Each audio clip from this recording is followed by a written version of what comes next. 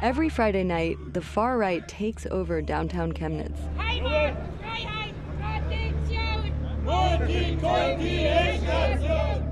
It started in August when a German man was stabbed to death here. The alleged killers were two refugees from Iraq and Syria.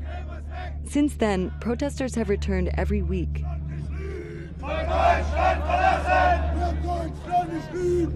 We came here to understand why there's so much anger,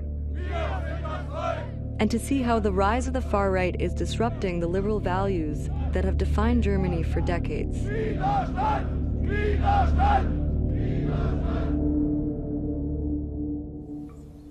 Chemnitz is a city of about 250,000 people. Foreigners make up only 8% of the population. And yet it's here that the far right is turning a simmering anger into real violence.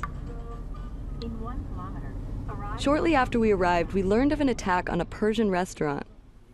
That's a swastika in red spray paint. We met the owner, Masoud Hashemi, recovering in a local hospital. Ich habe gehört, Heil oder Heil Hitler, weiß ich nicht genau, aber Hand ist gemacht oben. Ich verstehe. Mein Bauch ist kaputt und mein Links ist Problem. Aber das ist egal.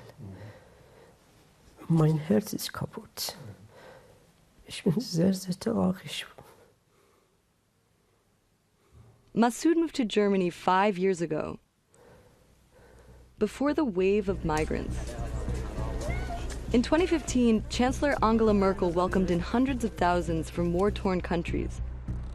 The world hailed Germany as a leading force for good.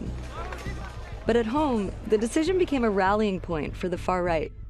It divided the country and has drained Merkel of her power.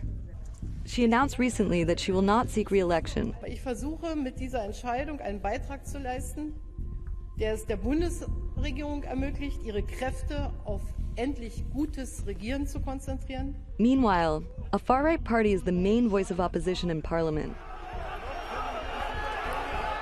Suddenly, Germany's role as the defender of a liberal, tolerant Europe is in question. Migrant arrivals have dropped off dramatically since 2015, but some people still struggle with the memory of that time. Die Menschen hier in unserer Gegend wurden Zeuge der unbegrenzten Massen, der unkontrollierten Masseneinwanderung. Hier sind täglich Zehntausende Menschen angekommen, die mussten untergebracht werden in Turnhallen. Das waren zum Teil chaotische Zustände und diese Bilder haben die Menschen hier immer noch im Kopf. Katrin Ebner-Steiner is from Degendorf, a wealthy town near the Austrian border. We met her there while she was campaigning for a seat in the Bavarian state parliament. Ist gut. Darf ich eine Informationen zur Landtagswahl mitgeben? Bitte sehr. Ebner-Steiner's bid was built on that growing sense of unease towards foreigners. She represents the Alternative for Germany, a far-right party also known here as the AfD.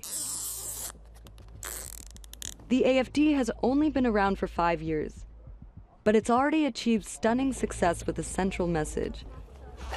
Foreigners don't belong here, and Islam is alien to Germany. Was wir dagegen ablehnen, sind Kopftücher in Schulen oder das Tragen der Burkas. Wir wollen auch zum Beispiel, dass der Islam keine Rolle in Schulen spielt. For Ebner-Steiner, the message is working.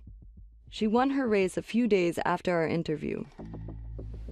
Heute versammelt haben. Wir Deutschen, also unser Volk, sind das einzige Volk der Welt, das sich ein Denkmal der Schande in das Herz seiner Hauptstadt pflanzt. That's Björn Höcke, an AfD politician. He's talking about the Holocaust Memorial in Berlin. Breaking taboos like that keeps the AfD in the spotlight. We talked to Franziska Schreiber, a former member of the AfD. After 4 years of backing the party's inflammatory speech, she left. It felt like a lot of politicians in the AfD would just say provocative things to get that level of support. Sachen, die man vorher in Deutschland nicht hätte sagen können, werden mittlerweile salonfähig und die Leute auf der Straße radikalisieren sich immer weiter. Und das ist ein großes Problem, weil die Partei kann das nicht wieder zurücknehmen. Sie kriegt den Geist nicht wieder in die Flasche. So are extremists now feeling emboldened? We decided to ask them.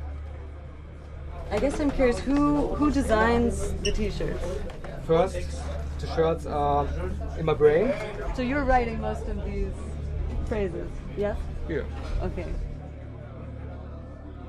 Tommy Frank owns a gift shop and inn called the Golden Lion. Tommy insists anyone is welcome here. But he created this inn for a minority of like-minded people. People who dismiss mainstream politics. But they tell us that the AfD's success has energized them. Durch die AfD natürlich auch, die ich als Sprungbrett sehe, meiner Meinung nach immer nach, wird dieses salonfähig vielleicht, national wieder zu denken. The AfD is now Germany's third largest party. But many are coming forward to confront the far right. The divisions are visible in the streets.